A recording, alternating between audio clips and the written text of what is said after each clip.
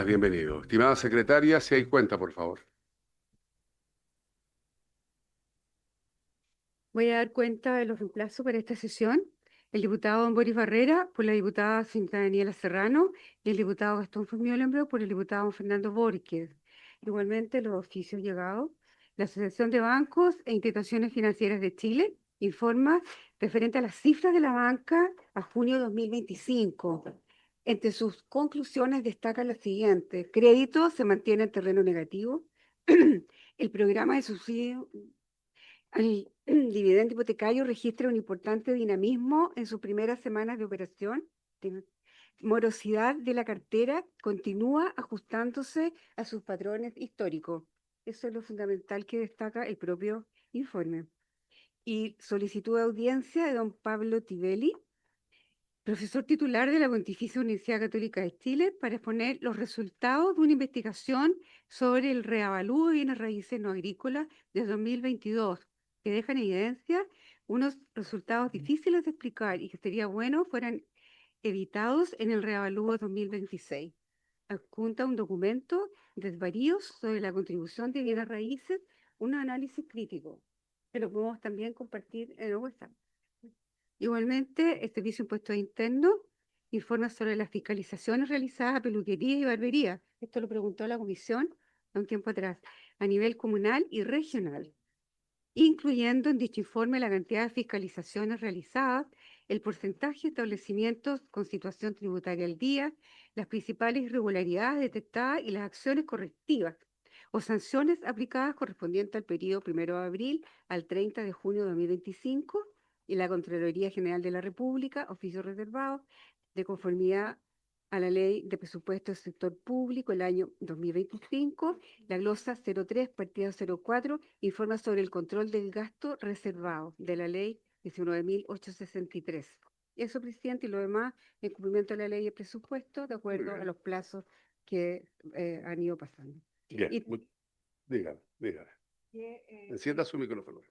les recordamos que estas averiguaciones, hay dos subcomisiones que están citadas, subcomisiones mixtas, presupuesto. El miércoles 6 de agosto, la primera subcomisión mixta, que era integra de la comisión, la diputada Santa Camila Rojas, de 15 a 16 horas. La segunda subcomisión mixta de presupuesto no está citada. Y la tercera comisión mixta de presupuesto, que integra el diputado don Agustín Romero en la Secretaría del IOMA, el jueves 7 de agosto, de 10 a 12:30. Eso es todo lo que está citado por ahora, presidente. Bien, vamos a tener sí que volver a coordinar como el año pasado con el Senado las subcomisiones. Y especialmente ahora que tenemos, ¿no es cierto?, la situación propia de lo que va a ocurrir en los meses siguientes, semanas siguientes, en materia política. Hola, ministro, bienvenido. Recuérdenos para que tengamos una coordinación con el Senado, porque ellos efectivamente pues, renuevan solo la mitad, aquí se renueva el 100% de la Cámara, y hay que buscar los espacios y los días y las horas para poder no dejar de, por supuesto, llevar adelante toda la discusión presupuestaria para el 2026. Dígame, secretario, ¿no algo? Vale, que a todas las comisiones le entregaron este aparatito, que tiene un nombre, pero no me acuerdo ahora, que es cuando hay exceso de personas acá adentro y hay mucho monóxido de carbono.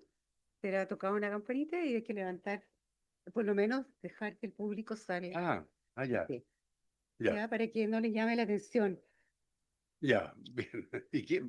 Ya, sería bueno conocer el aparatito. No sé, de Bien. CO2 en exceso. Concentrador Sí, de CO2. eso, ministro. Muchas Gracias, gracias. ministro.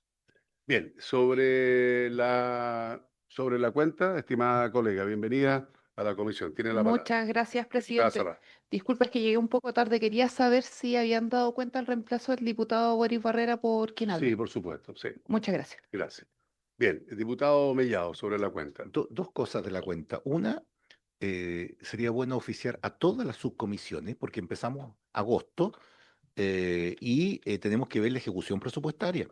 Y hay algunas subcomisiones, por ejemplo, el presidente Barrera de esta comisión también preside la cuarta subcomisión mixta, que también la integro como parlamentario, y no hemos tenido ni una sola reunión. Entonces creo que es importante poder avanzar y tener días específicos, no sé, ahora que jueves y viernes, digamos, y hacer todo rápido en un paraguas de ver, no sé, pero hay que hacerlo así, uno. Y dos, ya que está el ministro de Hacienda, aprovecho de pedirle que mes a mes nos vaya haciendo llegar, dado de que el subsidio de la tasa de interés que aprobamos acá ha sido un buen motor para poder colocar créditos hipotecarios, ver si efectivamente cómo vamos con la meta de los 50.000, de las 105.000, que la meta eran comprar 50.000 que se compraran, digamos, para poder reactivar el tema constructor. Entonces, sería bueno que mes a mes podamos ir viendo cómo va la meta, para también sea un tema de optimismo también para poder que los constructoras puedan volver a invertir, digamos, porque se está efectivamente comprando con crédito hipotecario, pero se está volviendo a comprar. Gracias, presidente. Gracias a usted, estimado colega. Sobre el punto 1 es lo que habíamos acordado, ¿no? Poder coordinar con el Senado efectivamente cuanto antes y hacer los encuentros los días que sea necesario, dada la estrechez de tiempo que va a ocurrir. En varios, algún colega, estimado diputado Romero. Gracias, presidente. Saludar a los ministros presentes, a la autoridad. Presidente, durante la semana distrital tuve un incidente algo incómodo, ¿ah?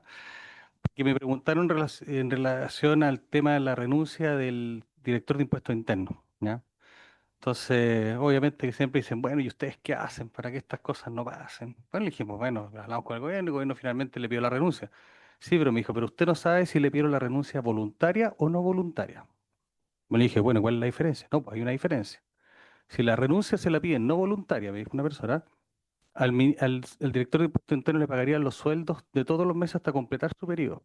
Y yo quedé helado.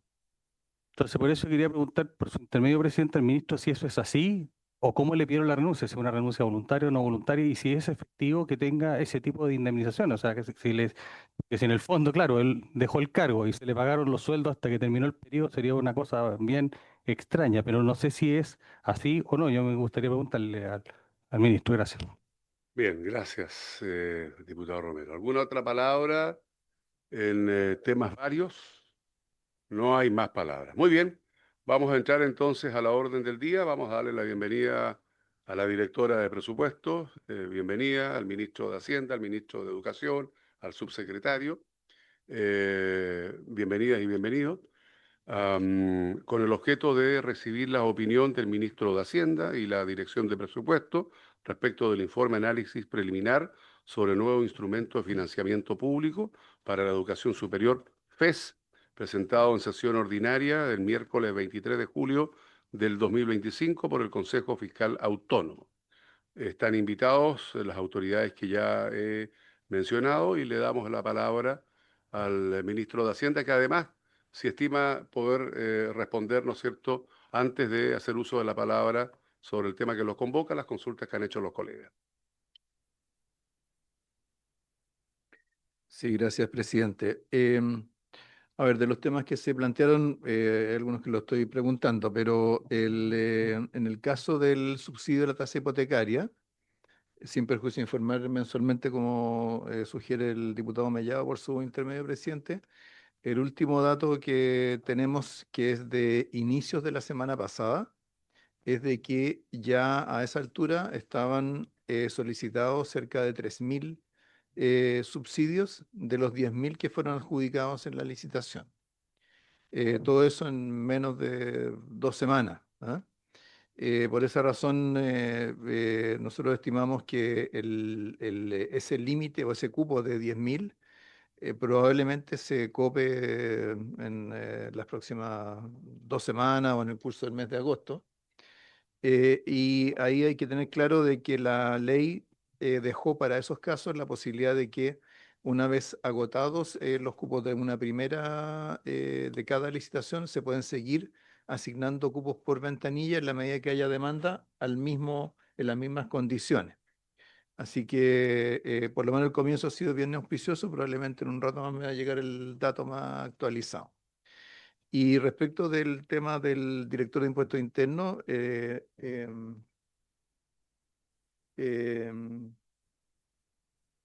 siendo un cargo de exclusiva confianza del presidente, solo corresponde, de acuerdo a la forma que se le pidió el cargo, pagar una indemnización por ser alta dirección pública, que equivale a un mes por año, pero en este caso el director no alcanzó a estar un año, así que no involucra una compensación como la que comentaba el diputado Romero por su intermedio, presidente. Bien, sobre el proyecto. Bien, sobre el proyecto, bueno, la semana pasada, sí, estuvo el Consejo Fiscal Autónomo, hizo una serie de observaciones y sugerencias respecto de el proyecto de nuevo sistema de financiamiento de la educación superior. Entiendo que la idea de la comisión fue separar, por un lado, la presentación de ellos y la respuesta del Ejecutivo, y esa la tenemos ahora en la presentación que vamos a hacer a continuación. Em, para esto, lo que hay que tener claro siempre desde el comienzo es que hoy día el crédito con garantía estatal está lejos de ser algo irrelevante desde el punto de vista fiscal, porque cuando se hablaba de crédito con garantía estatal se pensaba que todo esto pasaba solo por las instituciones financieras, pero la verdad es que hoy día este crédito con garantía estatal tiene un alto costo fiscal, una baja recuperación, y en la práctica el fisco, a través de la recompra, la recarga y la ejecución de garantía, ha tenido que destinar a esto algo más de un cuarto de punto del producto cada año. Ahí en la gráfica se ve cómo han ido evolucionando estos distintos conceptos, como el que ha tenido un crecimiento más importante, el de ejecución de garantías. Pero al mismo tiempo sigue, bueno, está más o menos equilibrado con la recompra, que, como vemos en la lámina siguiente, ha significado que en la práctica las ventajas que debería haber tenido la cobranza por parte de la banca privada no se han materializado, y en realidad lo que ha ocurrido es que desde más o menos el 2014 en adelante, mientras los activos que continúan administrando el sector privado, es decir, la banca, se mantienen más o menos constantes, lo que ha ido aumentando significativamente son las recompras del fisco. Es decir, hoy día estas más que prácticamente triplican las del 2014. Esa ha sido la dinámica que ha tenido este sistema. ¿Por qué es importante recordar esto? Porque todo lo que tiene que ver con implicancias fiscales siempre tenemos que compararlo con lo que habría significado la mantención del sistema tal como hoy día está funcionando. ¿Ah? Y estas gráficas muestran que el tema de la demanda o la absorción de recursos por el CAE no tiene que ver solamente con el tema de la baja recuperación, sino que tiene que ver con mecanismos que están desde un comienzo en el diseño del sistema. Em, Dicho eso, presidente, el Consejo Fiscal Autónomo hizo 9 recomendaciones en los temas que están ahí en la lámina. Primero, la información sobre supuestos y variables, luego varios sobre temas de contabilidad. En tercer lugar, se pide varias simulaciones para escenarios alternativos sobre la base de supuestos distintos para variables económicas. Y por último, y no por eso menos importante, valorar el sistema de recaudación, porque ¿cierto? Cuando se hacen la presentación del Consejo Fiscal Autónomo, normalmente en la discusión pública solo se destaca aquello que parece una crítica, ¿cierto? Una identificación de un riesgo, pero también hay casos en los cuales se valora lo que está en un proyecto, y en este caso se valoró este tema en particular. Quisiera decir ya, ¿cierto? Con este despliegue de las observaciones, que para nosotros, presidente, y yo lo he dicho en otra oportunidad, pero quiero enfatizarlo, a nosotros no nos incomoda el trabajo del Consejo Fiscal Autónomo, al contrario, nos ayuda. ¿Ah? Y nos ayuda a tener, ¿cierto?, a ir generando conciencia respecto de los compromisos fiscales, de los desafíos que tenemos y la necesidad que tenemos de actuar frente a ellos. ¿Ah? Ahora puede ser que uno en algunos temas pueda tener diferencias respecto de los juicios que hace el Consejo Fiscal Autónomo, pero eso no varía o no pone en cuestión la valoración que hacemos de la institución y los análisis que ellos hacen. ¿Ah? Y justamente vamos a ver ahora en el curso de esta presentación cómo a partir de las observaciones y comentarios que hicieron en la sesión anterior, ¿cierto? Podemos aprovechar de aclarar algunas cosas y también de incorporar algunos temas dentro de este proyecto para atender preocupaciones que allí se manifestaron. Dicho eso, presidente, entonces por su intermedio le pediría si la directora puede desarrollar en detalle la presentación.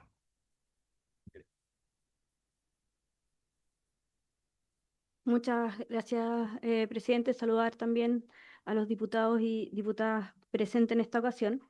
Entonces, según esta clasificación, la presentación va recorriendo los distintos puntos o opiniones, recomendaciones o acciones que fue la categorización que hizo el Consejo Fiscal Autónomo de los diferentes puntos presentados.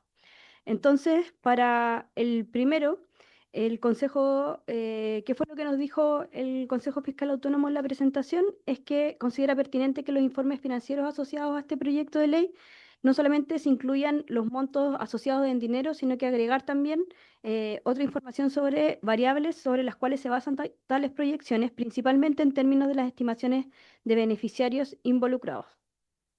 En este caso, y cabe recordar que a raíz de las últimas indicaciones ingresadas por el Ejecutivo, y como fue presentado el 9 de julio, los beneficiarios nuevos involucrados son 80.000 cupos anuales. Esta pregunta tenía alta relevancia toda vez antes de ingresar las indicaciones, cuando no teníamos un cupo máximo de beneficiarios, y uno se podría preguntar estos flujos a cuántas personas equivalen. Pero toda vez que ya ingresamos cupos, que no solamente, y si se recuerdan bien, la indicación no solamente integra 80.000 cupos por año, sino que además también pone un límite de esos 80.000 en cuanto al financiamiento al que puedan optar de el FES. Entonces, efectivamente, hoy día el máximo de beneficiarios por año nuevos que van ingresando al FES son efectivamente esos 80.000 nuevas personas. Y yo creo que acá quizás de una discusión más atrás todavía, es que cabe señalar que el informe financiero está construido con un modelo actuarial.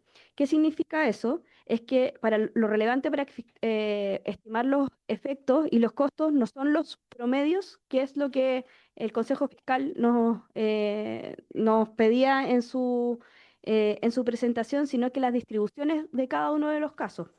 ¿Qué significa un modelo actuarial? Que es algo que también hemos conversado a propósito de la reforma y la discusión de pensiones. Los modelos actuariales que se utilizan en matemáticas, estadística, teorías financieras para estudiar y manejar riesgos en seguros, finanzas, así también como en políticas públicas, con el fin de desarrollar modelos matemáticos que lo que hacen es prever la probabilidad de eventos futuros. Entonces, en este caso, el modelo que se utiliza detrás de las proyecciones no es un modelo lineal donde uno diga, ya, en promedio las personas van a ganar tanto en el futuro, van a ser tantas personas y con eso yo calculo el ingreso y el desembolso del instrumento, sino lo que se hace es que a partir de una matriz de probabilidades que es de 50.820 por 11, se calculan ese tipo de trayectorias de las personas en base a las probabilidades de ocurrencia de ciertos eventos, como por ejemplo dejar de estudiar, desertar, caer en una situación de cesantía, etcétera. Y esta es justamente la metodología análoga que se utiliza en el modelo de pensiones de la IPRES.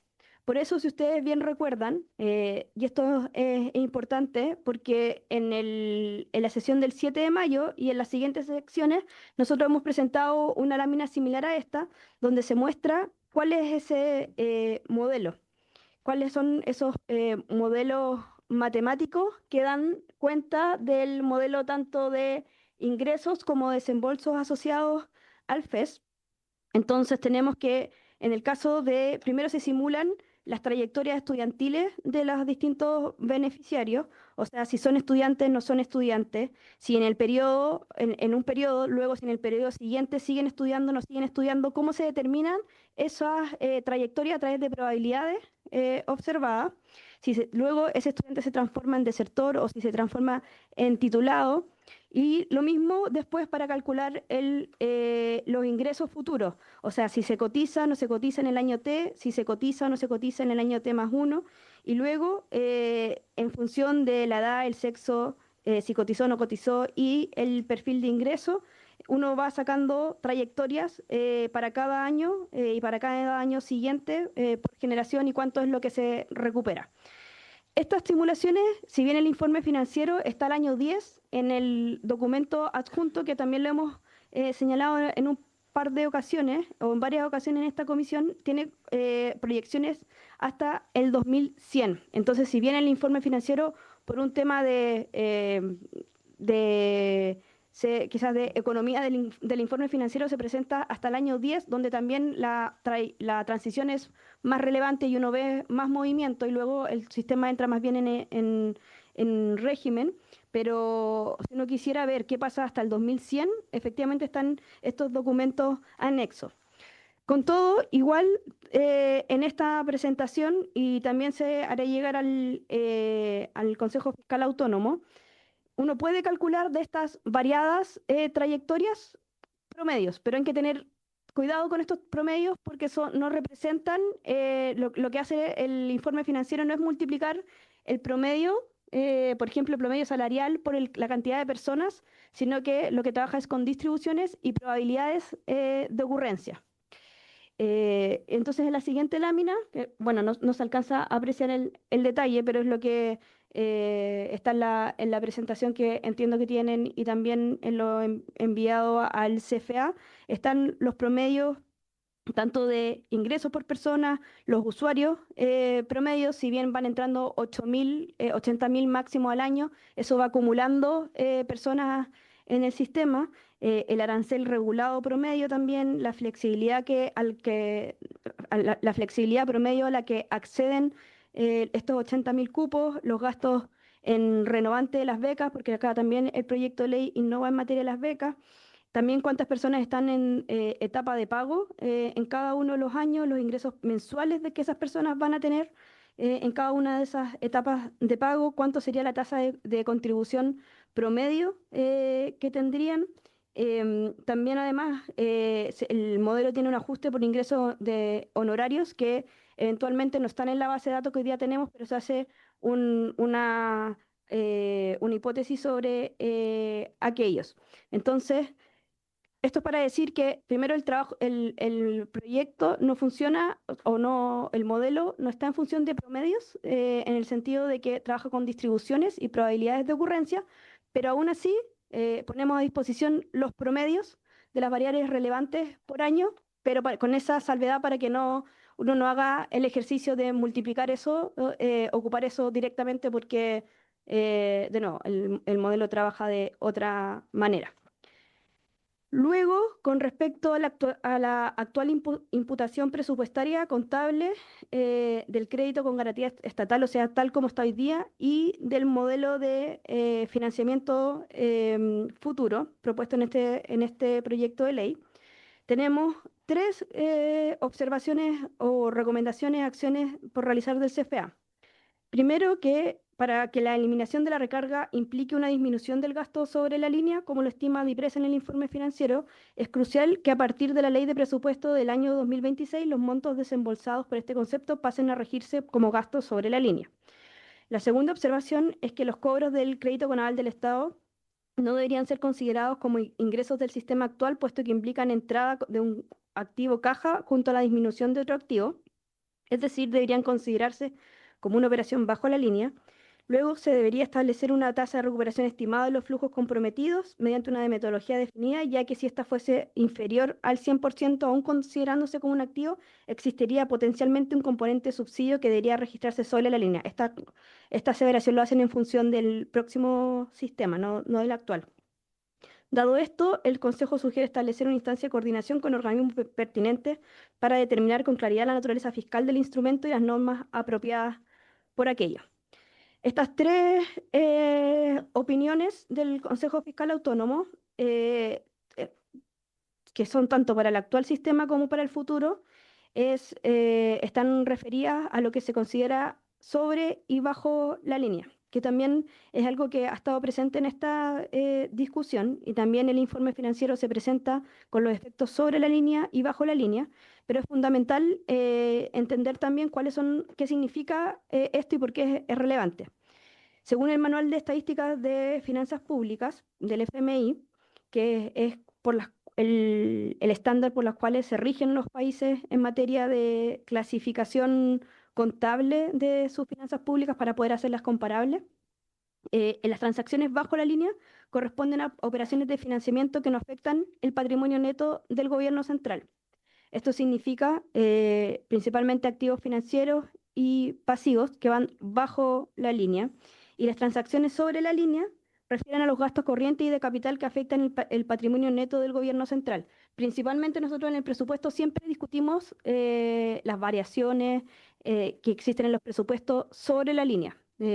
Aunque si bien en el presupuesto están tanto los ingresos y gastos sobre y bajo la línea, en general en el presupuesto nos abocamos a la discusión sobre la línea, por ejemplo, los gastos en personal, los gastos en bienes de servicio y consumo, las transferencias tipo subsidio, la inversión pública, todo eso es sobre la línea.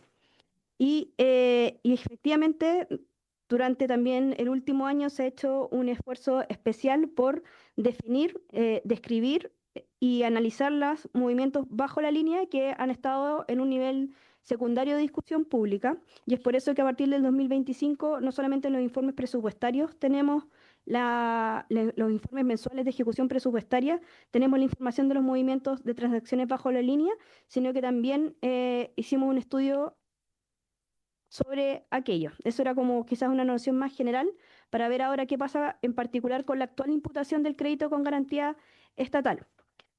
Entre octubre del año pasado y diciembre de 2024, es decir, a partir que se presentó este proyecto de ley y a propósito del trabajo que tuvimos que hacer internamente en el Ejecutivo para diseñar el proyecto de ley, la Dirección de Presupuesto presentó al Consejo Fiscal Autónomo los hallazgos sobre las deficiencias de la metodología de registro en materia de ingresos y de gastos del CAE.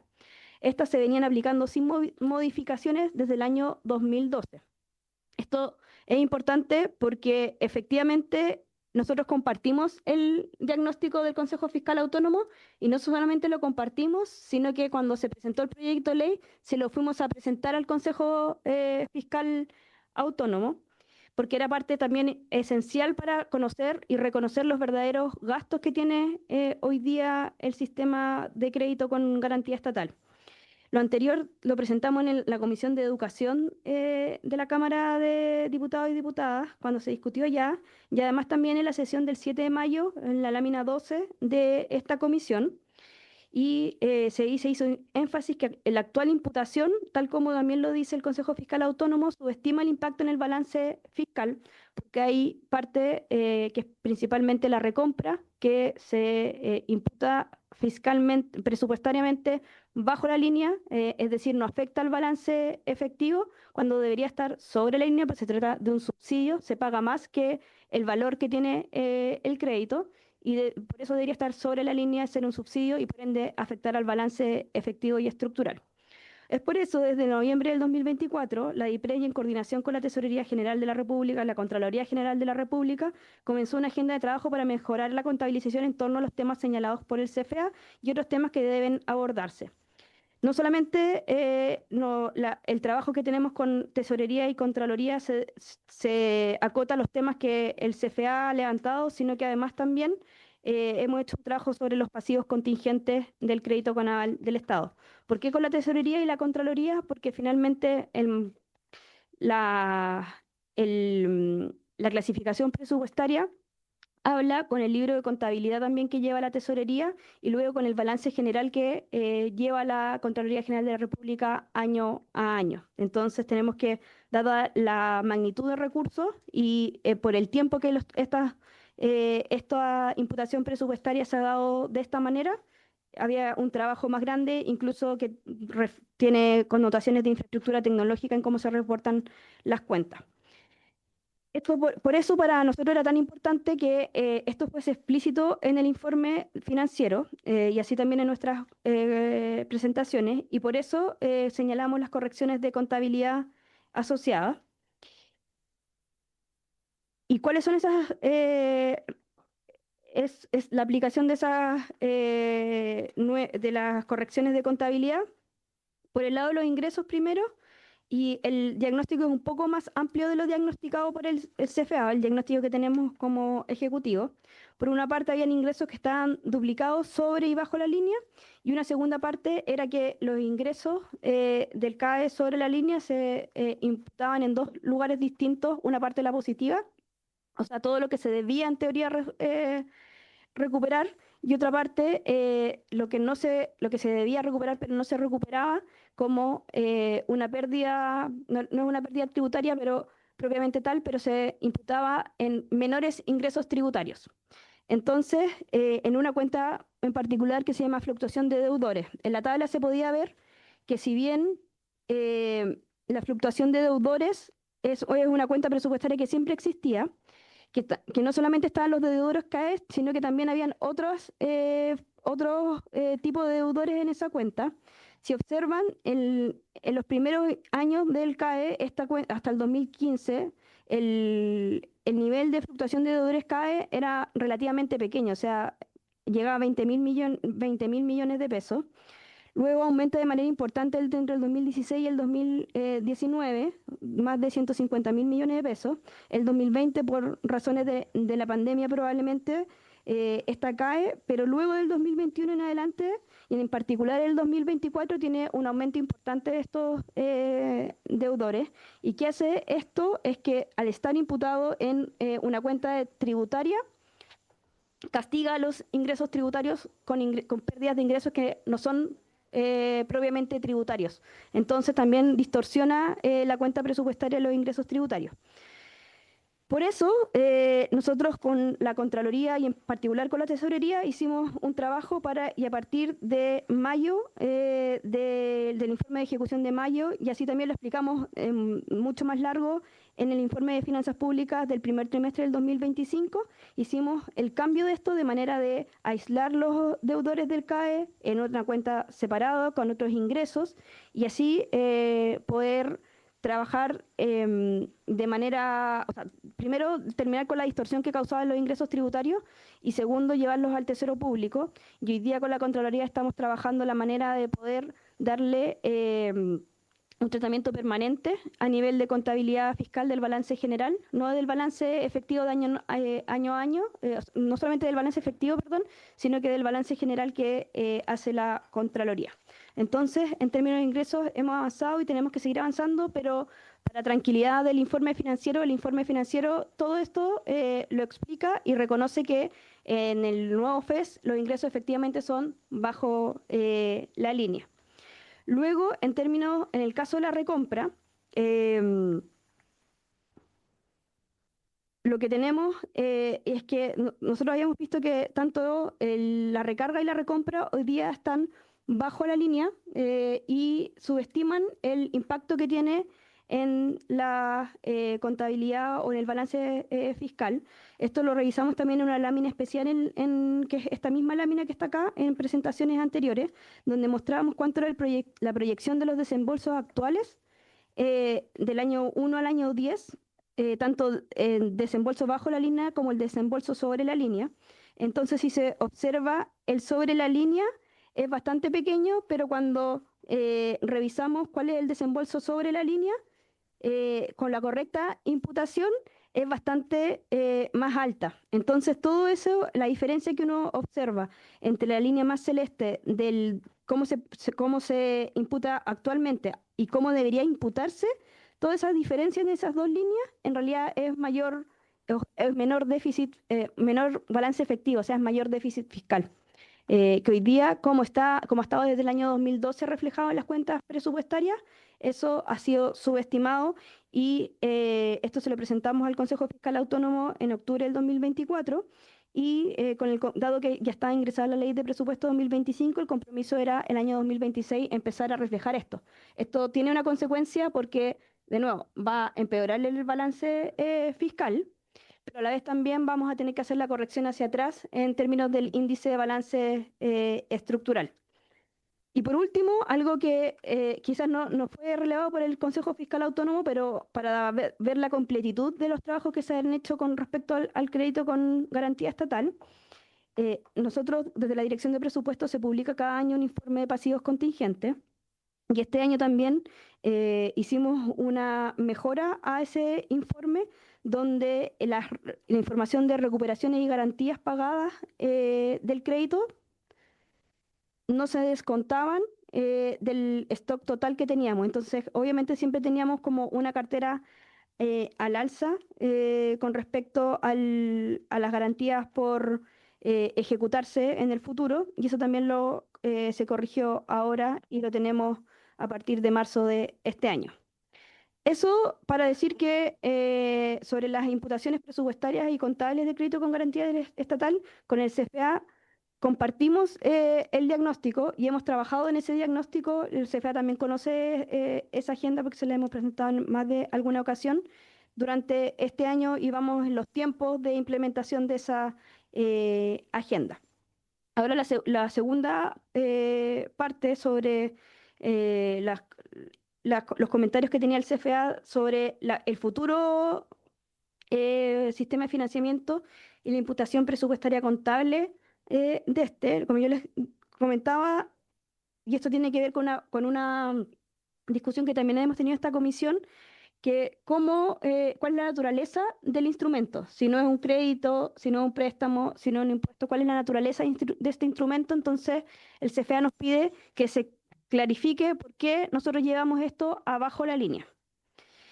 Entonces, en la siguiente lámina, en la lámina 16, lo que observamos y cómo fue construido esto está en función del Manual de Estadísticas de las Finanzas Públicas, en su última actualización, que es del año 2014, en particular en el numeral 7.6 del capítulo 7, donde se define qué es un activo y cuándo los distintos gobiernos tienen que clasificar algo como un activo o no. Entonces, en particular, la definición que nos interesa es que un activo es un depósito de valor que devenga un beneficio o una serie de beneficios para su propietario económico por su posesión o su uso durante un periodo. Es un medio que permite transferir valor de un periodo de declaración de datos a otro, por tanto, su consideración es de un activo económico. ¿Y qué es importante por qué es importante y se debe resguardar para ser considerado así? Tal como en la discusión de pensiones nos preguntábamos cuál era, bajo qué disposición del proyecto de ley o bajo qué normativa del proyecto de ley el FAP, el Fondo del Seguro Social, quedaba fuera del perímetro del gobierno central, y todo lo que significa eso en términos de balance. Acá cabe preguntarse cuál es la característica esencial que tiene que estar resguardada en el proyecto para que esto se entienda un activo financiero y no un subsidio. Eso es como finalmente lo que el CFA nos está alertando, y que por supuesto que nosotros también nos hicimos la misma pregunta cuando diseñamos el proyecto de ley. Entonces, ¿cuál es esa característica esencial? Es que efectivamente exista un compromiso establecido de que esos recursos van a volver en la tasa, o en este caso en el valor que se corresponda. Como de manera más formal, es decir, que se asocia que cuente con la capacidad de brindar beneficios económicos en un momento dado en el que se prevé que existan en el futuro, siempre que se hayan establecido los derechos sobre los tales beneficios y que estos derechos se respeten, pues en caso contrario debería cuestionarse la capacidad de generar un beneficio y por tanto su clasificación como activos. Al ser cobrado mediante instrumentos legales de alto poder coercitivo, este requisito se cumple a cabalidad. Es decir, si nosotros tuviéramos un sistema de recuperación o más débil del que estamos proponiendo, efectivamente cabe preguntarse, ¿esto es un subsidio o es un activo financiero? Pero dados los elementos que tiene el proyecto de ley, según la clasificación del Fondo Monetario, esto es considerado un activo financiero. Y en particular, se homologa el tratamiento a lo que sería un debenture o un bono. En el manual del fondo existen variados tipos de activos financieros, o sea, quizás los más comunes son efectivamente un préstamo o, o los que generalmente se trabajan, pero en general el manual ofrece varias alternativas.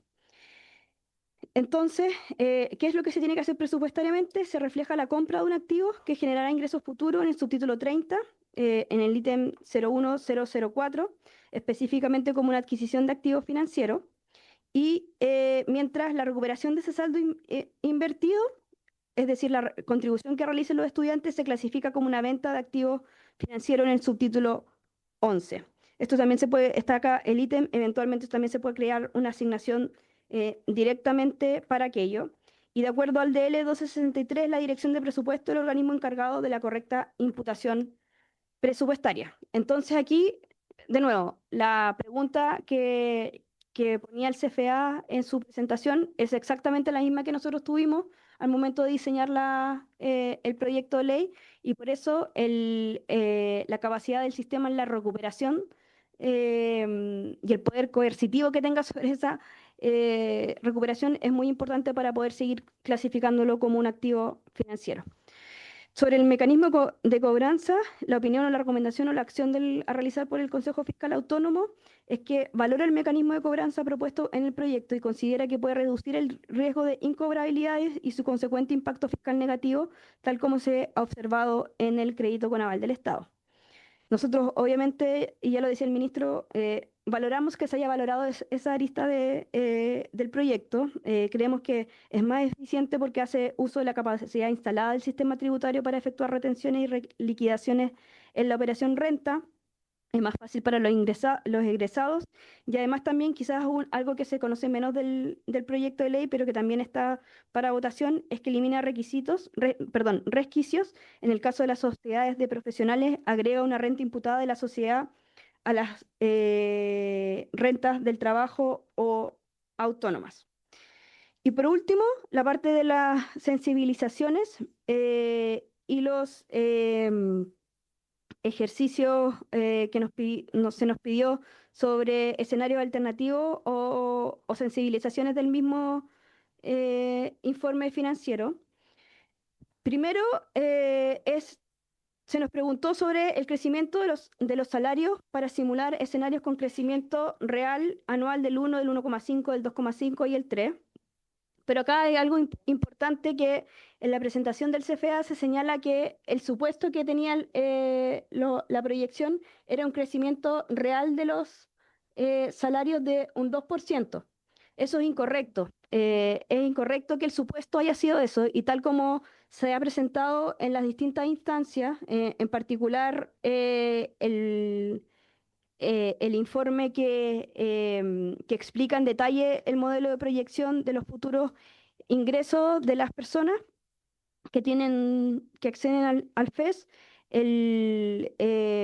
La tasa de crecimiento de los salarios igual a 1,1% entre el 2022 y el 2100.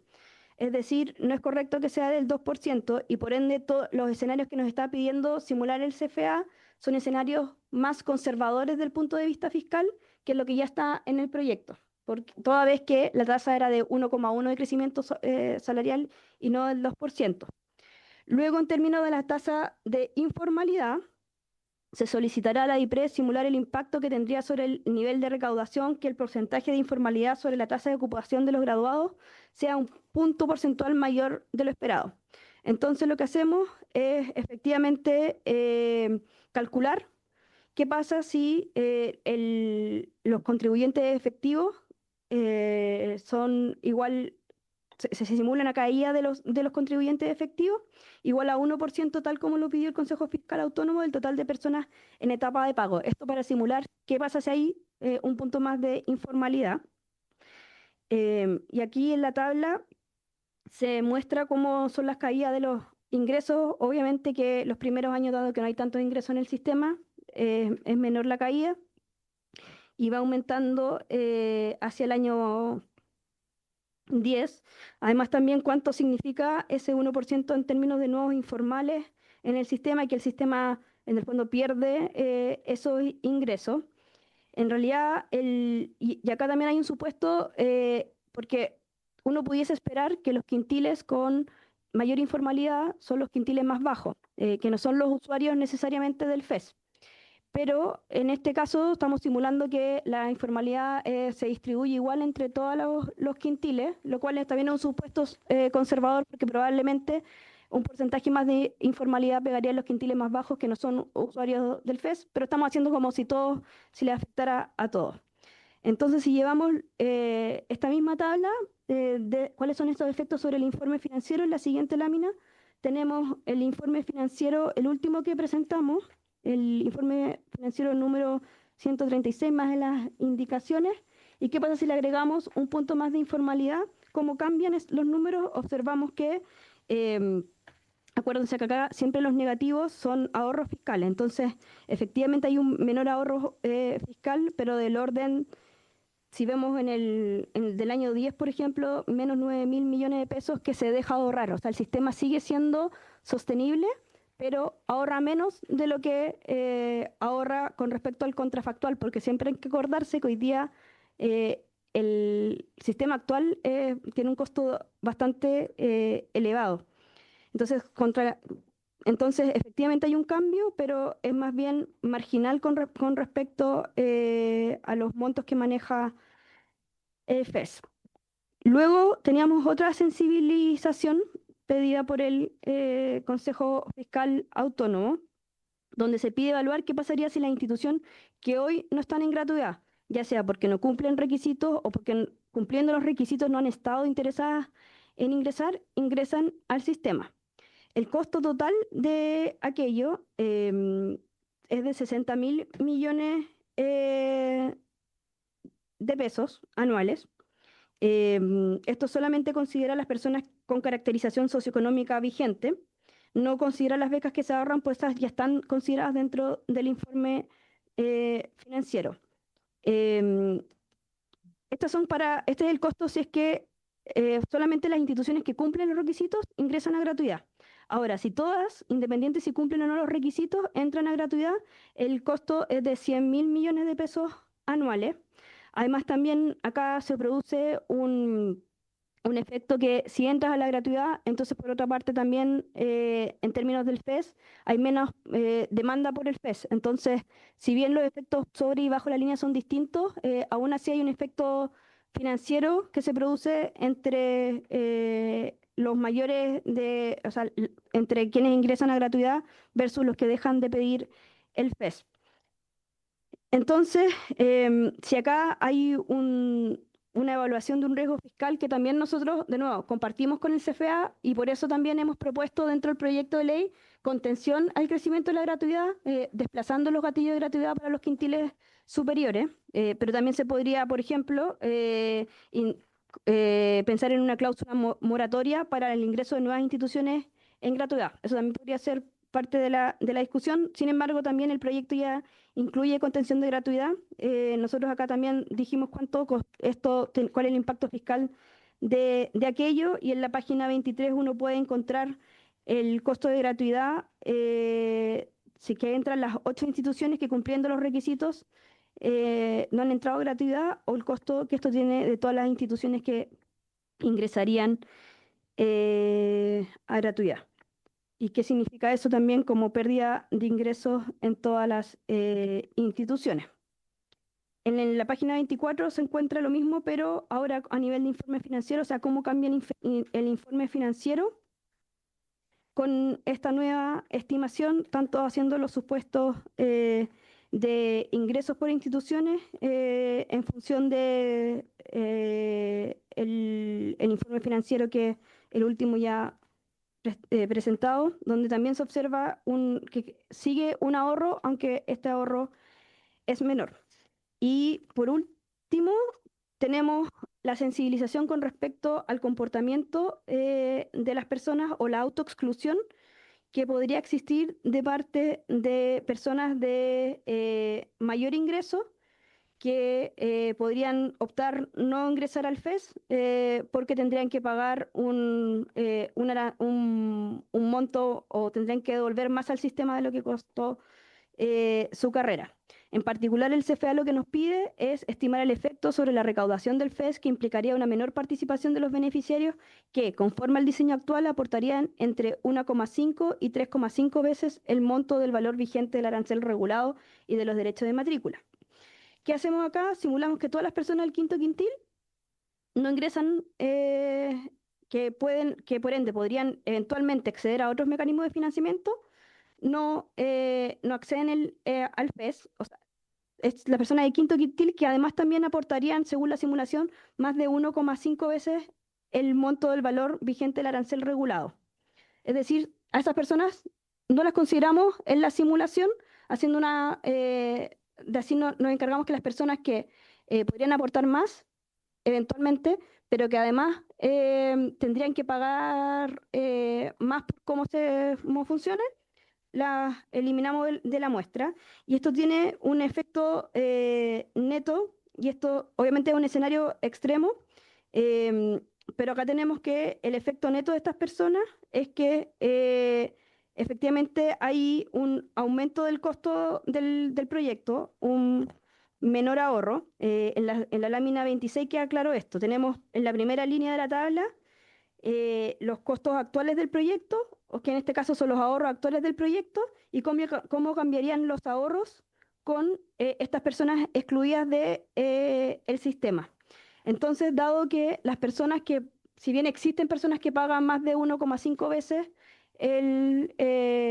la carrera, tampoco no es un número tan grande en función del total. Tiene un efecto, tiene menor ahorro, pero aún así sigue siendo un ahorro fiscal el nuevo sistema. Cabe señalar también que en términos más de política pública, hoy día hay una discusión latente a nivel comparado que los créditos para la educación superior no resultan de interés por parte de las entidades financieras privadas.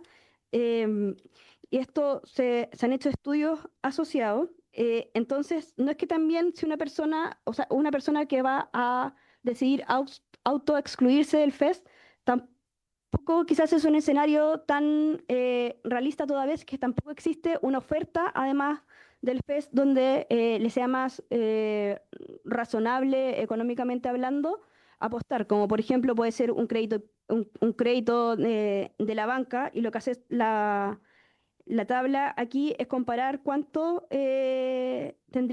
veces su carrera tendría que pagar una persona o en comparación si tomara algo similar a un crédito hipotecario, un crédito consumo, o el crédito actual del 2%, con tasa de 2% subsidiada como es el CAE. Entonces, efectivamente, si todas esas personas salieran del sistema, el sistema todavía tiene un espacio grande de ahorro, pero además tampoco tienen las personas tantas opciones en el mercado mejores que el FES donde autoexcluirse.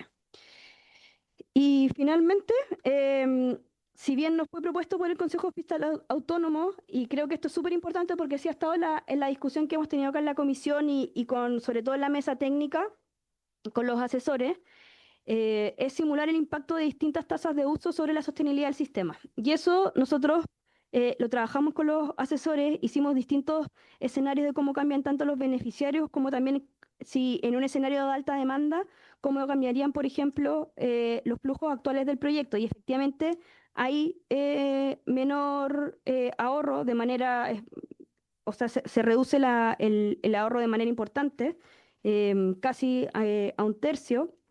Si hay alta demanda, simulamos también si hay alta demanda del quinto quintil, o si también hay baja demanda del instrumento, cómo cambian los flujos. Entonces, por esta razón, y en función de la discusión que hemos tenido en esta comisión también, la sensibilidad del sistema a esta variable clave que es la tasa de uso, llevó a acotar la tasa de uso mediante la indicación ya presentada en los 80.000 cupos. Eso es como el trabajo que igual también mandamos todo esto por oficio además, y le doy la palabra al ministro que tiene última palabra Déjeme de la déjeme que presentación. se la dé yo, estimada. Gracias por su presentación, directora. Ministro, usted me imagino que hará las conclusiones finales de esta sólida presentación. Imagina bien, presidente. Qué bueno. Eh, bueno, en síntesis, presidente, de este análisis, particularmente en todo lo que tiene que ver con la comparación con el sistema vigente, lo que vamos a ver es que lo que se propone elimina costos e ineficiencias del sistema actual que se derivan de los costos financieros que involucra el proceso de ejecución de garantías, compra de cartera y recuperación por parte de los bancos comerciales. También, como lo señala lo señaló el propio Consejo Fiscal Autónomo, se mejoran los mecanismos de recaudación, aprovechando las fortalezas del sistema tributario y la capacidad del Estado en esa materia, combinando con incentivos también para las personas. En tercer lugar, es sostenible y más eficiente respecto a los desembolsos del sistema actual, aprovechando los sistemas de financiamiento vigentes, es decir, no requiere más, sino menos en el corto, en el mediano y en el largo plazo, y de ahí se deriva, ¿cierto?, las diferencias que están en todas las simulaciones contenidas en el informe financiero y también en las tablas que aquí se presentan. Ahora, respecto a los escenarios de sensibilidad que planteó el Consejo Fiscal Autónomo, esa sostenibilidad se mantiene en todos los escenarios. Las diferencias no son significativas, en algunos casos, ¿cierto? No se hicieron los números porque operan en sentido contrario, más bien tienden a mejorar la situación fiscal, como es el caso de la evolución de las remuneraciones reales. Em, y por lo tanto, en términos de valor presente, no se modifica radicalmente su sostenibilidad, pero cambia, ¿cierto?, el perfil en el tiempo, cosa que no es despreciable, obviamente, porque a uno también le importa de que haya un cierto equilibrio en los compromisos financieros a lo largo del tiempo y que no sea que en el corto plazo, ¿cierto?, demande muchos recursos a cambio de una recuperación, pero muchos años más tarde. Sin embargo, lo que sí se muestra acá es que la sostenibilidad financiera del sistema, por el análisis adicional que nosotros incluimos, sí es sensible a distintas tasas de uso. O sea, eso sí que mueve la aguja en términos de las proyecciones financieras del sistema que se propone. Por esa razón, el Ejecutivo, en el conjunto de indicaciones que ya se presentaron, incluye una indicación que se hace cargo de ese riesgo. Lo otro que tiene que ver con esto mismo, pero que no es en realidad del sistema de financiamiento estudiantil, sino que de la gratuidad, ciertos cambios en el número de instituciones o el ingreso de instituciones al sistema de gratuidad, también eso sí mueve la aguja, pero lo mueve por el lado de la gratuidad, no lo mueve por el lado del sistema de financiamiento de los estudiantes. ¿Ah? Y ahí también probablemente uno quisiera tener esa dimensión controlada, ¿cierto? Si no quiere encontrarse con sorpresa, y ese es un tema que se puede perfectamente discutir. Y por último, hay que tener claro de que esto no son simulaciones, análisis, clasificaciones contables que nosotros inventamos. En primer lugar, desde el punto de vista contable, aquí en Chile, desde principios de los 2000, que se aplican las normas de estadísticas fiscales del Fondo Monetario. Hay que decir que antes de eso teníamos unas clasificaciones ad hoc que eran bien especiales, que está a su vez alineada con la contabilidad que lleva la Contraloría General de la República y con las normas internacionales sobre contabilidad gubernamental. O sea, a nivel global hay dos, por así decirlo, estándares. Uno es el estándar de lo que se llama el Comité Público de la Asociación Mundial de Contadores, y por otro lado están los estándares de las estadísticas fiscales, que son las que son generadas por el Fondo Monetario Internacional. Entonces, en esa circunstancia, la contabilidad gubernamental se ha hecho cargo de temas de financiamiento de los estudiantes o de crédito estudiantil por la realidad que han tenido otros países, otros gobiernos, ¿cierto? Y hemos visto, por ejemplo, que en Estados Unidos ha habido mucha discusión sobre el tema del crédito universitario en los últimos años, así como en otros países también. Así que no es que acá estemos inventando criterios, sino que estamos tomando, ¿cierto?, lo que viene de las normas internacionales y de la manera en que esas normas han sido aplicadas por los países a situaciones parecidas a la nuestra. Eso sería, presidente. Gracias, estimado ministro, directora. vamos a dar el uso de la palabra a los colegas diputadas y diputados. Solo una pregunta, yo me imagino que los mismos instrumentos para calcular también lo tiene esta institución que es el Consejo Fiscal Autónomo, porque tenemos discrepancias que nos gustaría que podamos también aclarar en algún momento, dadas algunas diferencias significativas de lo que fue la presentación por parte del Consejo y las respuestas que ustedes traen para acá. O sea, alguna institución está efectivamente dando información que no nos permite concordar con una sola final información, que es lo que deseamos. Diputado don Miguel Mellado, tiene usted la palabra. Pero usted la pidió primero, pues. Muchas gracias, presidente.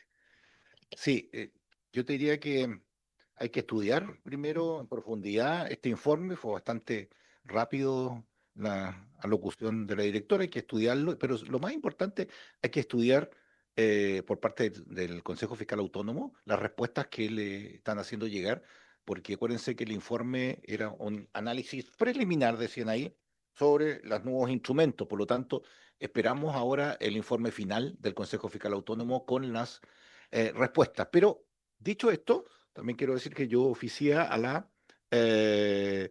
Contralora, ¿cierto?, que me informe sobre los criterios normativos vigentes que definen un activo como tal y la metodología que debe utilizarse para la adecuada valorización.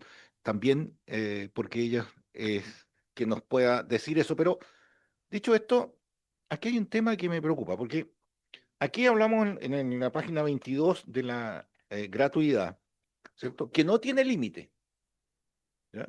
Por lo tanto, estamos hablando de 100.000. Y en el FES sí hay límite, 80.000.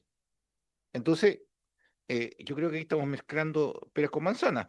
Pero lo que sí es que si los 60.000 millones es en la totalidad de las 8 nuevas instituciones, ¿cierto? Habría que colocarlo como el tope, digamos, dentro de esta sensibilización, porque la verdad es que la reducción de demanda por FES no es igualitaria, porque acuérdense que también está el 100%, 75 y el 50.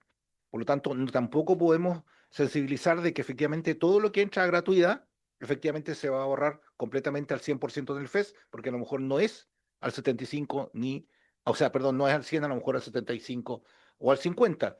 Me queda una duda. Había un cómico que decía, me asalta una duda. Mire, esto 50.820 por 11, eso, ¿por qué por 11 y no por 12? ¿O por 15? ¿O por 18? No sé de dónde saca ese número, digamos, eh, de esa estadística. Eh, lo tercero, eh, a ver, el Consejo Fiscal Autónomo le pidió sobre la clasificación y la valorización del FES como activo. Acá está respondiendo sobre la clasificación, pero no sobre la valorización. Y eso es lo que nosotros también hemos preguntado a la Contraloría. Sobre los créditos de banco, mire, el crédito alternativo que lleva acá, yo creo que este es un producto que todavía no se crea, porque todavía no hay ley. Pero le aseguro que no solo va a haber producto de banco, sino que va a haber también de compañías de seguro. Porque acá hay un tema, como ustedes hablan de sobre la línea y bajo la línea, yo creo que las compañías de seguro también van a entrar, así como entraron con las constructoras, cuando entran con, tienes o boleta de garantía, que dejas la plata retenida en tu banco, normalmente no hay, pero retenida para ir a una boleta de garantía, o una póliza de garantía que te da una compañía de seguro. Bueno, acá yo creo que va a haber un producto claro en este tema, que va a ser, el mercado lo va a regularizar, y a lo mejor la sensibilización que se está dando acá, no sé, yo creo que hay que sensibilizar un poquito más, porque en las compañías de seguro y la banca, o ese ministro, y usted lo sabe, en Estados Unidos hay, te caes afuera de una casa ya hay seguro, y buscan una cantidad de seguros importantes que aquí todavía no hay muchos, y es bastante amplia esa compañía de seguro. Gracias, presidente. Gracias, diputado Mellado. Diputado Cifuentes, don Ricardo. Gracias, presidente. Quisiera plantear, primero decir de que este tema de las sensibilizaciones nosotros lo venimos planteando desde que iniciamos la discusión del proyecto, y aquí desgraciadamente tiene que venir el Consejo Fiscal para que Hacienda pueda realizar estas solicitudes que nosotros hemos hecho con harta antelación. Eh, la sensibilización que no se ha hecho, sin embargo, es la que en mi criterio es la más importante de todas, y tiene que ver con cómo este modelo puede terminar con universidades para ricos y universidades para pobres. Porque lo que puede pasar aquí es que hay universidades que no van a entrar ni a la gratuidad ni al FES por el tema del arancel, ¿no es cierto? Entonces, hay universidades que ya han declarado que van a estar fuera del sistema y van a cobrar un arancel propio, que obviamente va a ser mucho más alto que el arancel regulado. Y lo que vamos a tener ahí entonces es una concentración de ricos en universidades para ricos. Y el resto de las universidades va a estar, que ingresen o a la gratuidad y al FES, van a estar entonces reguladas con este, este arancel que ha sido discutido incluso por las universidades, por un grupo de universidades públicas. Entonces, la pregunta es, ¿cómo estima el gobierno que se va a comportar entre comillas, mercado de las universidades con esta concentración? Gracias, presidente. Muy bien, una consulta más y luego hacemos otra ronda. Diputado Franz Sauerman. Gracias, presidente. Mire, bueno, obviamente yo quiero explicarle también al ministro de Educación que está aquí presente nuestros cuestionamientos, ministro, respecto del tema financiero, producto de que cuando se aprobó, ¿cierto?, el informe financiero de gratuidad universitaria, inicialmente en esta comisión, como decíamos el otro día, aproximadamente el informe financiero en esos años decía que era un costo de $1.000 millones al año, y el año 2024 fue de 2.100 más o menos al año.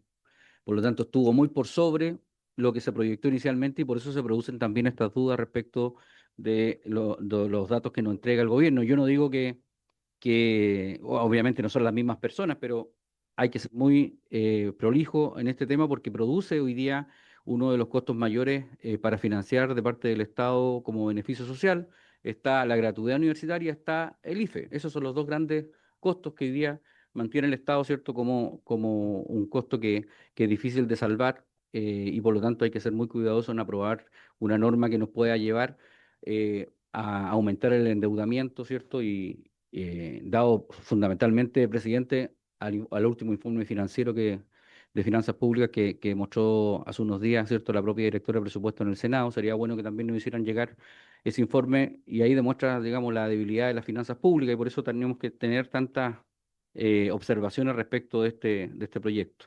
Pero bueno, mire, yo, como el propio Consejo Fiscal también lo hace, yo valoro harto el método para el cobro, pero evidentemente el FES va a generar un incentivo a la subdeclaración de los ingresos.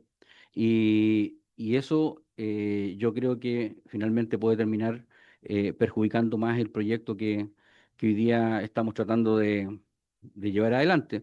Pero presidente, la única pregunta que yo le quiero hacer es respecto de lo que se dice en la página 22 de la exposición. Se dice em, que en el punto 3 sustituir el FES por la gratuidad, evidentemente es uno de los puntos que más puede impactar en el gasto fiscal, ¿cierto? Y la respuesta que dan en el punto 22, o sea, la página 22 dice, se pueden evaluar instrumentos para contener este fenómeno, por ejemplo, una cláusula moratoria para el ingreso de nuevas instituciones en gratuidad. Evidentemente nosotros creemos que eso no es suficiente, presidente, por lo que hay normas que se pueden caer, incluso como se cayeron en la gratuidad universitaria en el Tribunal Constitucional, porque es discriminatorio, obviamente, restringir un beneficio que el Estado está entregando.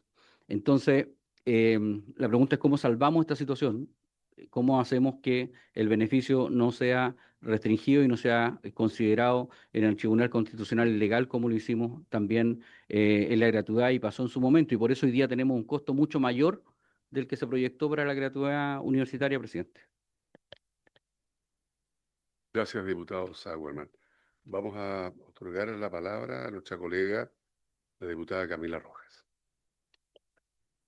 Sí, gracias, ¿Mantiene la urgencia presidente. mañana? Yo quisiera destacar un punto que tiene que ver con que en la presentación y también en el documento que nos enviaron vía oficio se señala las veces que se ha presentado la misma información y desde cuándo está disponible, ¿ya? especialmente sobre algunos de los puntos que el CFA puso, y ahí aparecen las presentaciones y todo. Yo creo que es relevante igual poner aquello sobre la mesa porque existía una muy buena disposición desde la DIPRES especialmente, pero también desde Hacienda y de Educación, para exponer respecto de las dudas que se han planteado sobre el proyecto. Y yo quisiera enfatizar que más allá de las legítimas dudas contables que pueden surgir sobre el proyecto, yo creo que sobre esto tenemos diferencias políticas que solo se van a resolver votando, y por lo tanto que eso es lo que hay que hacer. Y quiero sumar una consulta para que nos pudiera responder el Ejecutivo en lo referido a los temas que se han estado trabajando tanto con la Contraloría como con la Tesorería, porque en la presentación se menciona que, por ejemplo, respecto de la contabilidad del CAE, ha habido un trabajo y que cuando se encontraron distorsiones se han venido corrigiendo desde el año pasado. Entonces, lo pregunto sobre todo a raíz de lo que mencionaba el diputado Mellado y las consultas que se le van a hacer a la Contraloría, porque creo que parte de eso está respondido también en lo que se nos presentó. Eso, presidente. Gracias, diputada Roja. Breve, diputado Mellado, para... Sí, no, es que se me quedó una pregunta en tintero que la tenía aquí, porque la verdad es que cuando Ricardo Lago inició con el CAE, era porque no había plata en el Estado, ¿cierto? Para poder, y estaba usted ministro en ese tiempo, ¿cierto? Pero tampoco previeron el tema de la cobranza, ¿ya? De la manera como la están previendo ahora. Entonces, ¿cuál es? Porque mirado desde ahora en adelante, tampoco van a haber plata hasta el 2029 con las estrechez fiscales, si es que efectivamente los flujos que se hacen, ¿cierto?, de tema fiscal, si se escapan de los cálculos, así como se escaparon cuando se creó el CAE, o cuando se creó el Transantiago, o cuando se creó, ¿cierto?, la gratuidad, que ya se escapan, ¿cómo podemos tener la certeza de que estas sensibilizaciones y esta forma tampoco se va a escapar? Eso lo pregunto a la misma persona que inventó el CAE con Ricardo Lago. Bien, gracias, diputado Mellado. Ministro, para responder las consultas, y no sé si alguien más de ustedes está para responder a otra consulta. Muchas gracias, presidente, y gracias también a las diputadas y diputados que intervinieron en la discusión. Primero, presidente, yo diría que en relación a los informes del Consejo Fiscal Autónomo, a nosotros la verdad es que no nos interesa entrar en una discusión de quién tiene razón. Ellos lo que plantean en su informe son riesgos y piden, ¿cierto?, información o simulaciones o cálculos que permitan dimensionar esos riesgos, ¿ah? Y eso es lo que hemos hecho acá. Claro, hay un par de errores, por ejemplo, respecto al supuesto, o lo que ellos creían que era el supuesto sobre crecimiento de las remuneraciones, que en realidad era más bajo, ¿ah? Pero para nosotros lo que nos interesa es eso, es que digamos, el valor que se agrega en este tipo de intercambio. Y no me cabe duda de que la siguiente iteración que plantea el diputado Mellado por su intermedio ayudará también a mostrar que esa convergencia efectivamente existe, ¿ah? Y por esta vía, en realidad, claro, como lo mencionaba el diputado Cifuentes por su intermedio, presidente, se formaliza o se le da mayor formalidad a algo que había sido planteado por los diputados y diputadas en las discusiones anteriores, y bueno, acá lo tenemos frente a nosotros. Eso, yo creo que eso es lo más importante de todo. Y el hecho de que el Consejo Fiscal Autónomo haya planteado estas alternativas, estos análisis de sensibilidad, valida, y por nuestra parte también, ¿cierto?, las preocupaciones naturales que tienen los diputados y diputadas respecto de las proyecciones. Ahora, cuando uno hace proyecciones a plazos muy largos, lo que uno no quisiera es que después de unos años se da cuenta que las cosas fueron muy distintas y tiene otro nivel de compromiso, y ya no puede retrotraer las cosas. Lo que hemos visto en proyectos y leyes aprobadas recientemente es que frente a este tipo de situaciones se han establecido ciertos momentos en los cuales se hace una evaluación y se informa y eventualmente se hacen ajustes. ¿ah? Eso es perfectamente válido también para este proyecto. O sea, recordemos, lo hicimos en el caso de cumplimiento tributario, lo hicimos con una evaluación a los 3 años de vigencia de la ley. En el caso de la reforma previsional, está planteado para un ejercicio cuando termina la transición y luego un ejercicio que se va actualizando me parece que cada 2 o 3 años. Entonces, esa es la manera de poder asegurar que no se van produciendo desviaciones que después no pueden corregirse. ¿Ah? Eh, en este caso, y lo mencionaba al final, creo que era el mismo diputado Mellado por su intermedio, em, cuando se legisló sobre el CAE y se hicieron los informes financieros, lo que ocurrió posteriormente, ¿cierto? Tuvo que ver con la magnitud de la recompra, es decir, digamos que en buena medida refleja, ¿cierto? Las limitaciones de hasta dónde los bancos estuvieron dispuestos a hacerse cargo del conjunto de la cartera y que terminó en magnitudes de recompra mucho mayor. ¿Ah? Ahora, respecto de otros temas que se han planteado en la discusión, em, creo que es muy, yo creo que es muy positivo que estemos discutiendo y hagamos consulta a la Contraloría sobre cómo se definen los activos fiscales, porque es una parte de la contabilidad fiscal que nadie históricamente ha mirado, ¿ah? Excepto los que son más Mateo, que han estado más metidos en estos temas, ¿cierto? Mellado el caso. Eh, bueno, yo me agrego a la lista, presidente, pero que no es muy larga, Pero bajo gracias, Mellado. ¿No? Perdón. que no es muy larga, pero en general siempre lo que hemos mirado son los flujos. De hecho, históricamente miramos solo la caja, ¿ah? Y y había toda una parte de la contabilidad fiscal que prácticamente estaba totalmente fuera del radar de la discusión pública, ¿ah? Así que el que ahora, cierto, que queramos afinar esos conceptos de activos fiscales, yo creo que es bien positivo. Em, en el tema del límite de la gratuidad, efectivamente no tiene por qué ser un traspasaje 1 a 1, ¿cierto? Con FES, pero es un tema que es propio de la gratuidad, nuevamente. ¿Ah? Y ahí, en fin, se podrá discutir, ¿cierto? Si acaso algo como una moratoria es o no constitucional. El hecho de que haya ciertos plazos en los cuales se incorporan nuevas instituciones de educación superior no es una discriminación. O sea, hoy en día, ¿cierto? Es una vez al año que una institución de educación superior puede manifestar el interés de incorporarse, igual tiene todo un proceso para hacerlo. Si en lugar de un año es un plazo más largo, eso no necesariamente significa, ¿cierto?, discriminación o un elemento de inconstitucionalidad. Em, Ahora, sobre el, em, el efecto sobre universidades específicas, dado la tensión que hay entre arancel y financiamiento estudiantil, creo que ahí probablemente el ministro subsecretario de Educación Superior pueden referirse más a ese punto. Em, Luego, respecto de la revisión de los criterios contables con la tesorería y la contraloría, creo que la directora se puede también tomar el punto que planteaba la diputada Rojas, presidente, ¿no? Sí, gracias, ministro. Eh, Vamos a otorgarle la palabra al ministro de Educación. Solo quiero agregar una pregunta, porque yo primero me alegro mucho de haber detenido esta discusión las semanas que nos antecedieron.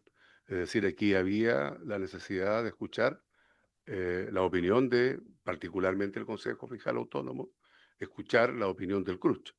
Y yo no sé si en esta semana, además, dado que el CRUCH hizo una presentación, algo de esto se recogió para la discusión que vamos a tener mañana. A todo esto para responder a la colega Rojas. ¿Eh? Aquí se logró un acuerdo y el compromiso de quien habla de que esto se vote a partir de mañana, más allá del resultado que tenga esta votación. La idea es partir votándolo mañana, el día miércoles. Vamos a ver si podemos llegar hasta el total despacho. Yo dije públicamente que dudo que este proyecto pase en el Senado Y lamento que aquí, si bien se ha avanzado en muchas de las sugerencias que distintos actores han aportado, se ha recogido por parte del Ejecutivo, yo lo reconozco.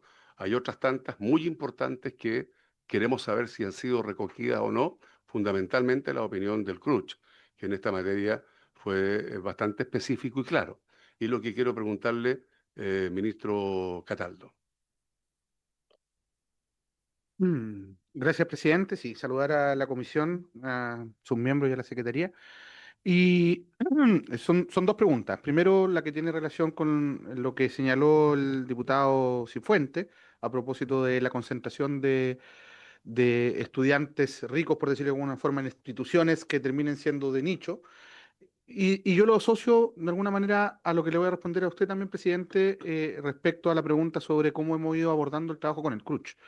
Con el CRUCH venimos trabajando hace bastante tiempo y hemos ido modulando en gran medida cuáles han sido sus propuestas, los efectos y cómo nos aproximamos finalmente a una visión compartida, no desde el punto de vista de lo que se pretende, sino que desde el punto de vista, por ejemplo, de las cifras, de cuál es el impacto que tiene el instrumento en las instituciones, entre otras cosas. Hay aspectos que estamos trabajando con ellos y un diálogo que está programado incluso para las próximas sesiones del CRUCH, que las vamos a tener a fin de mes, corresponde la siguiente sesión del CRUCH, la última fue la semana pasada, y un diálogo que hemos estado teniendo no solamente con el presidente, bueno, en realidad el vicepresidente, porque el presidente del CRUCH soy yo, sino que con Emilio Rodríguez, que es el rector que preside hoy día el CRUCH, sino también con los representantes del G9 y del CUECH, que son las otras instituciones que también conforman, digamos, esta red.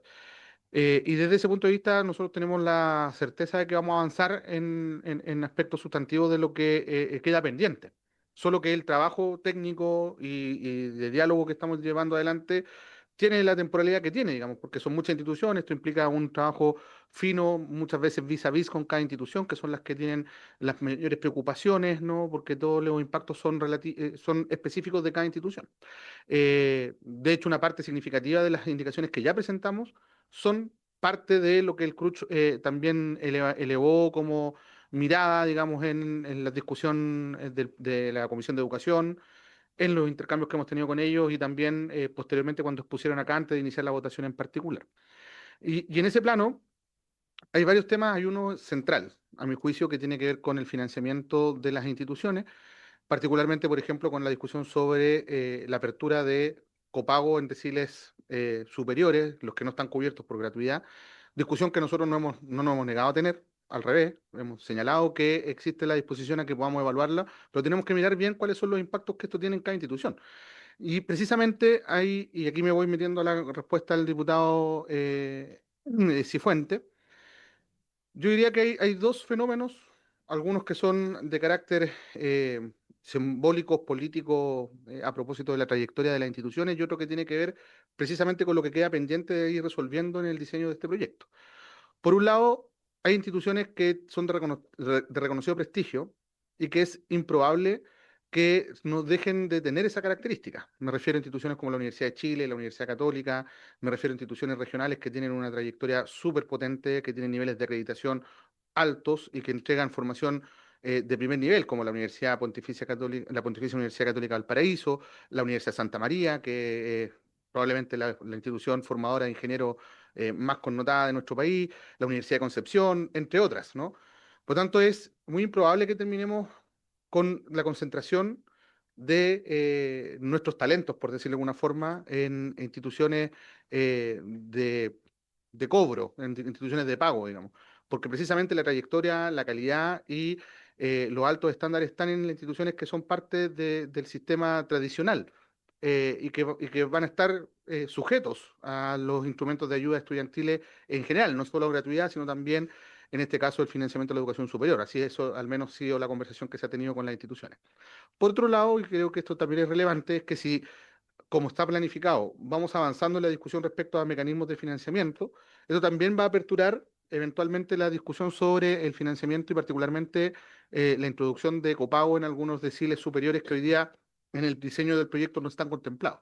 Eso también va a provocar una distribución diferente de cómo se va a comportar el movimiento de estudiantes de deciles superiores en las distintas instituciones, evitando con ello también la concentración en instituciones que queden o que decidan estar fuera del financiamiento de la educación superior.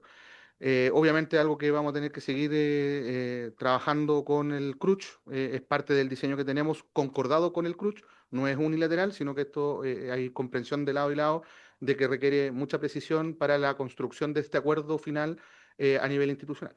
¿Sabe lo que pasa, ministro? Que con su respuesta yo corroboro que lo que va a ocurrir acá es que usted está efectivamente trasladando esta discusión al Senado de lo que tiene que ver con el acuerdo que pudiera llegar a lograr con el CRUCH. Y yo no sé si es una equivocación de los tiempos o no, porque al final esto igual usted lo va a obligar a un tercer trámite si es que tiene la intención de que esto se resuelva en los próximos meses, cosa que yo creo que es casi imposible. Y ese es el problema, que mientras tanto todas las universidades, todas, sin excepción, están en la cuerda floja, están observando con una preocupación mayúscula el debate que aquí estamos teniendo, cuando usted perfectamente, o el gobierno perfectamente, puede hacer todo el esfuerzo para que ese debate, esa discusión pueda darse en esta comisión, pero son ustedes los que ponen la urgencia suma. Yo tengo un compromiso que lo voy a honrar y lo voy a cumplir, que es votarlo mañana y el miércoles hasta el total despacho de ser necesario, independiente del resultado que esto tenga, va a ir a la sala, pero al final un tercer trámite donde yo creo que la agonía la está alargando y no es otra cosa que eso. Y no hace usted y el ministro Mario Marcel, el gobierno, el esfuerzo de que esta comisión pueda efectivamente recoger parte de esta reclamación que está haciendo, en este caso particular, el CRUCH, como se hicieron con todas las demás instituciones. Entonces, yo puedo entender el manejo que quieran darle político, puedo entender que usted quiera trasladar algo para el Senado. Como Cámara Revisora, yo creo que ellos debieran revisar lo que esta Cámara hace, ¿ah? Pero no, no es así. O sea, el gobierno insiste en que todo se termine cortando en el Senado. Es una historia requete contra conocida, por lo menos por parte mía.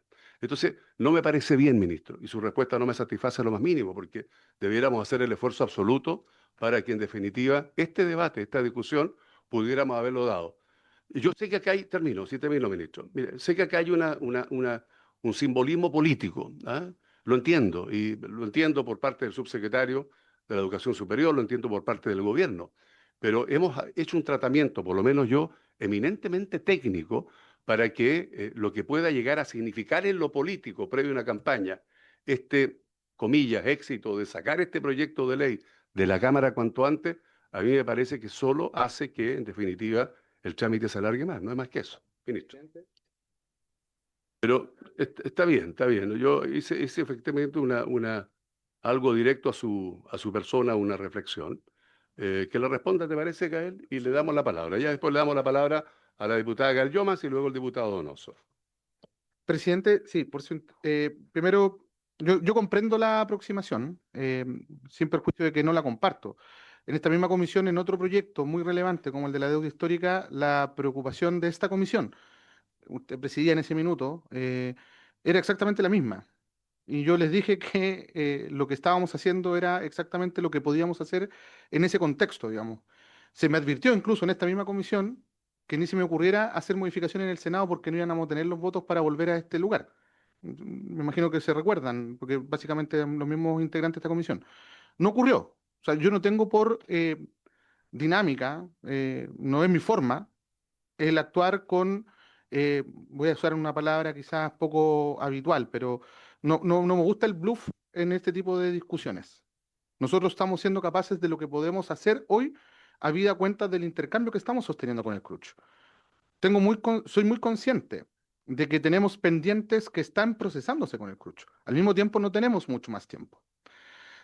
Hay supuestos, digamos, desde el punto de vista de la discusión político-legislativa, que uno podría tomar en consideración de cara a lo que resta de tramitación. Podríamos incluso decir, hipotéticamente, ok, detenemos la discusión hasta que terminemos de cerrar la conversación con el CRUCH, lo que no sabemos cuánto nos va a tomar, porque son varias instituciones las que tienen que ponerse de acuerdo, no solamente entre ellas, sino también con nosotros. O sea, no es un ejercicio de una negociación bidireccional, sino que tiene muchas aristas y variables simultáneas. Y los tiempos, como usted lo señalaba, no son infinitos. también acotado, limitado, entre medio hay discusión presupuestaria, viene la discusión de reajuste del sector público, también tenemos elecciones de por medio y todos somos conscientes de esos tiempos. Créame que estamos haciendo todo el esfuerzo que podemos para cerrar la discusión completa. En ningún caso acá hay un diseño de decir vamos a entregar cosas en primer trámite, en segundo trámite, porque no es como yo considero que debe desarrollarse y porque además me parece que sería una falta de respeto a ustedes mismos como parlamentarios y no es el caso del Ejecutivo. Muy bien, gracias, ministro. Diputada Gael Llomas, luego el diputado Donoso.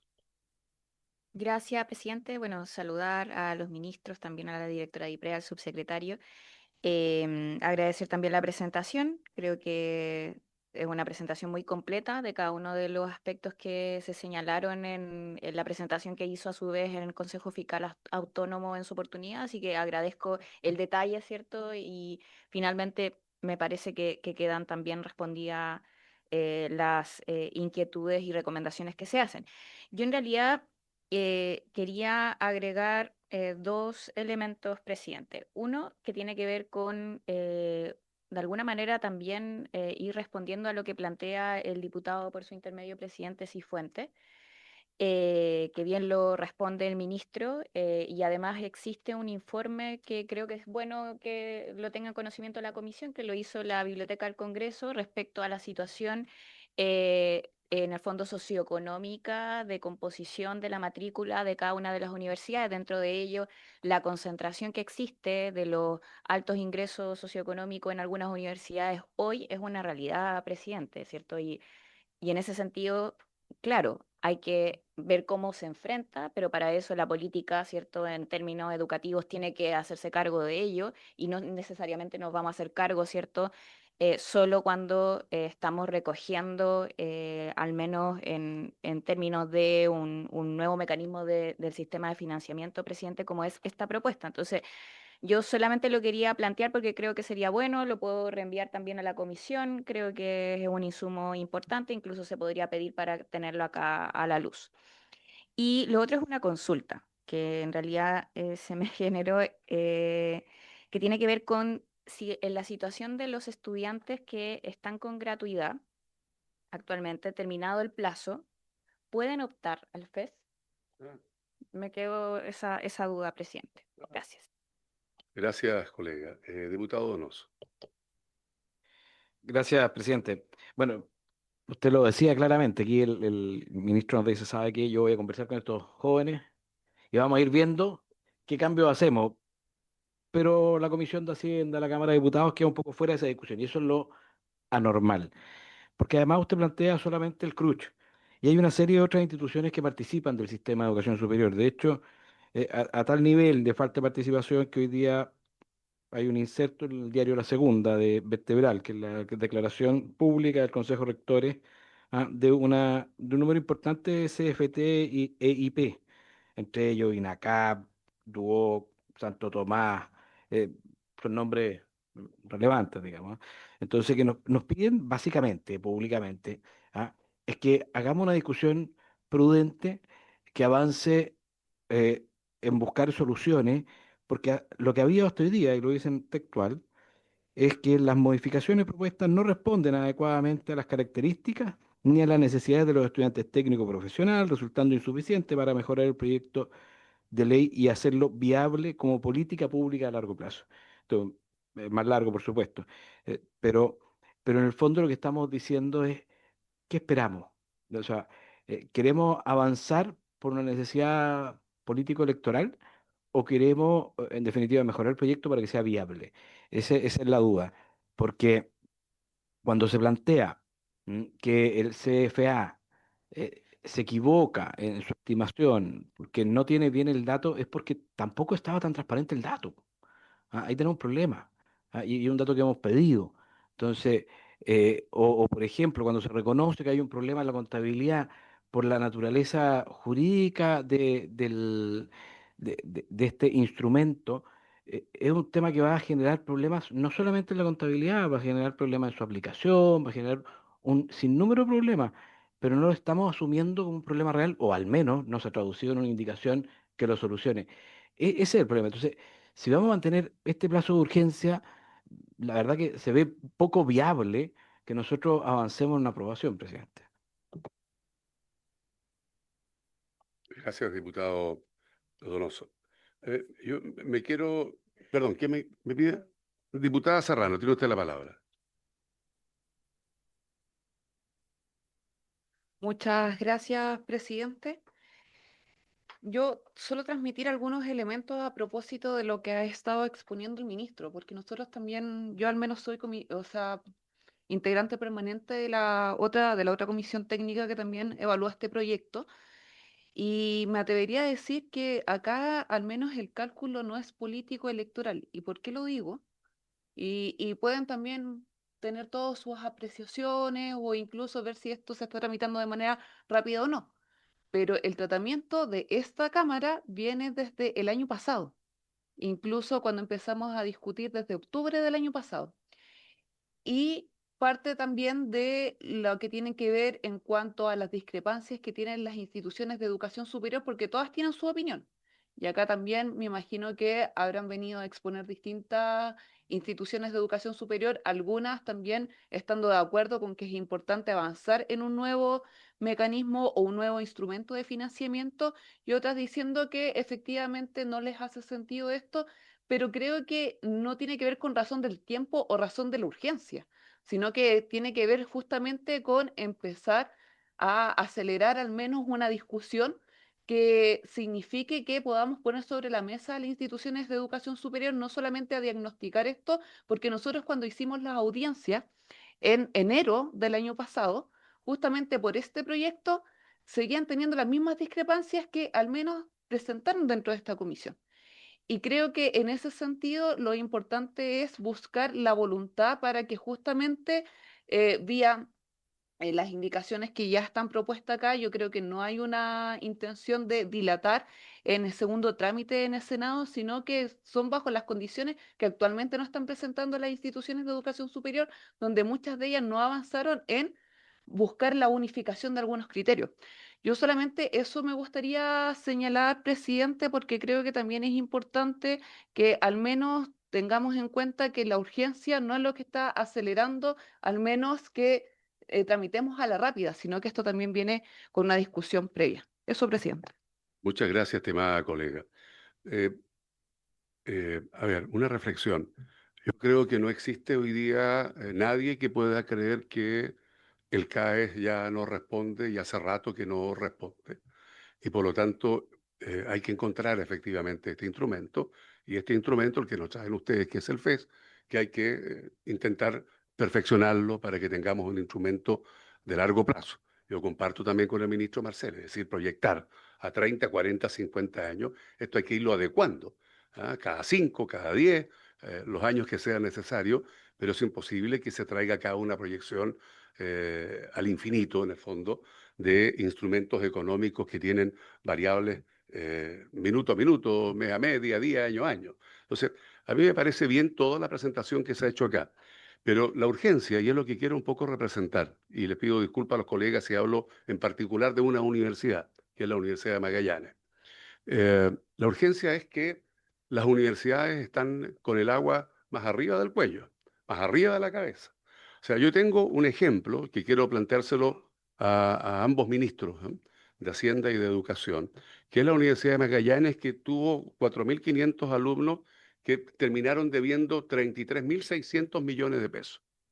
Es más o menos esa la deuda que es extraordinariamente casi imposible de poder cobrar. Aquí hay personas como Juan Morano, como el propio rector de la Universidad de Magallanes, otro académico, Frederick Maga, en fin, que han planteado a lo menos una manera de poder hacer que, no el 100%, pero el 30%, que haya una condonación del 70% de esos 33.600 millones de pesos, de tal forma que puede hacerse cobro del delta, de la diferencia del 30%, y eso es lo que le traería la posibilidad de seguir subsistiendo a una universidad hoy de Magallanes, que debe ser el ejemplo que deben tener casi todas las universidades, todas, casi sin excepción.